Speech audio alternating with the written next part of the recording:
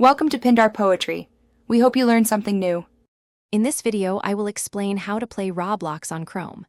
It's important to understand that Roblox cannot run directly within your web browser. Instead, Chrome acts as the gateway, allowing you to download and launch the essential Roblox player application. This application is what actually runs the games on your computer. So, while you start in Chrome, the real action happens in a separate program. To get started, open your Chrome browser and navigate to the official Roblox website. Once there, log in to your Roblox account. Now, browse through the available games and select one you wish to play.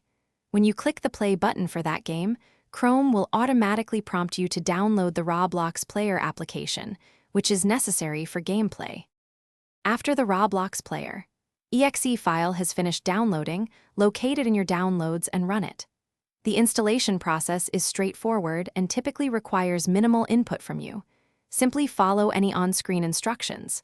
Once the installation is complete, the Roblox player application will automatically launch, preparing you to dive into your chosen game. It's a quick and easy setup. With the Roblox player installed, whenever you select a game on the Roblox website in Chrome and click play, the application will automatically open and begin loading your game.